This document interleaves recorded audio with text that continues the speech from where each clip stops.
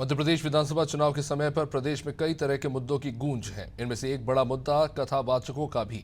प्रदेश का हर दूसरा प्रत्याशी या बड़ा नेता अपने क्षेत्र में किसी न किसी बड़े कथावाचक की कथा जरूर करवा रहा था, पर लोकसभा चुनाव में ऐसा नहीं दिखा। लेकिन ऐसा क्यों नहीं हुआ, आइए जानते हैं। मध्य प्रदेश विधानसभा चुनाव के पहले भी बीजेपी और कांग्रेस के कई नेताओं ने बागेश्वर धाम पंडित धीरेन्द्र शास्त्री से लेकर पंडित प्रदीप मिश्रा, जया किशोरी जैसे कथावाचकों की कथा अपने क्षेत्र में करवाई। लेकिन लोकसभा चुनाव की तस्वीर से ये बाबा और उनकी कथाएं गायब है।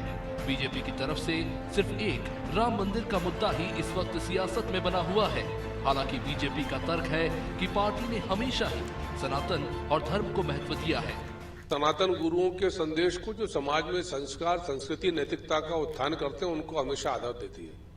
जहां तक चुनाव का विषय, तो पहले भी कभी भारतीय जनता पार्टी ने चुनाव के आधार पर कोई कथा प्रवचन का आयोजन नहीं किया था। भाजपा के नेताओं कार्यकर्ताओं ने सामाजिक दायित्व के तहत कथाओं का प्रवचन का आयोजन किया था। अभी भी करते हैं, आगे भी करते हैं। तो चुनाव विषय केंद्रित भाजपा राजनीति नहीं करती।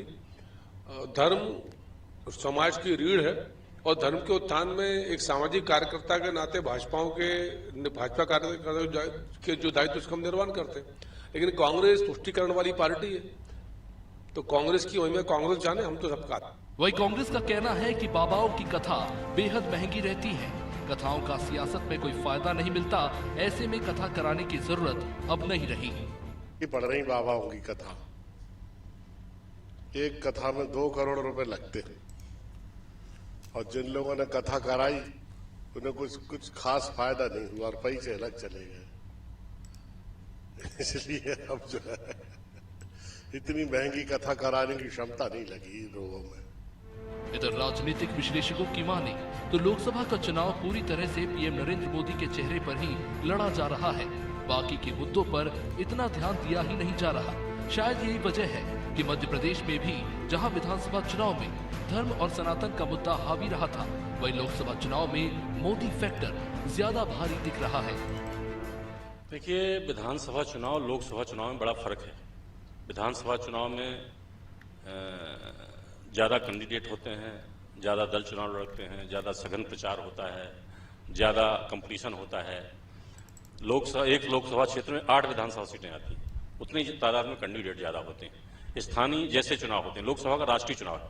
लोकसभा के चुनाव में वैसे भी राम मंदिर का मुद्दा चल रहा है, हिंदू मुस्लिम चलते हैं राष्ट्रीय स्तर पर। मुझे लगता है कि ये जो बाबाओं की कथाएं, चाहे प्रदीप मिश्रा जी हों, चाहे बागेश्वर धाम के धीरेन्द्र शास्त्री हों, इनकी कथाएं बहुत महंगी हैं, ये महंगे पड़ते हैं। हालांकि इनके भी थोड़ा इनकी राजनीतिक चकाचौंध में के चक्कर में भी आ जाते हैं।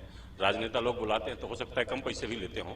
लेकिन लोकसभा चुनाव में चूंकि कैंडिडेट कम है, व्यापक क्षेत्र हैं, इस कारण इनका उपयोग नहीं किया होगा। और राम लहर के सहारे भाजपा चली रही है, कांग्रेस ज्यादा धर्म को महत्व देती नहीं है। इसमें कोई दो राय नहीं कि लोकसभा और विधानसभा के चुनाव के मुद्दे काफी अलग होते हैं। लिहाजा नेताओं ने बाबा और उनकी कथाओं से दूरी बनाना ही बेहतर समझा। और यही वजह है कि लोकसभा चुनाव की पिक्चर से बाबा और उनकी कथा गायब है और सियासी दलों के स्टार प्रचारकों के चेहरे सभाओं में दिख रहे हैं। राजधानी भोपाल से अनादि टीवी के लिए दुर्गेश गुलशन यादव की रिपोर्ट।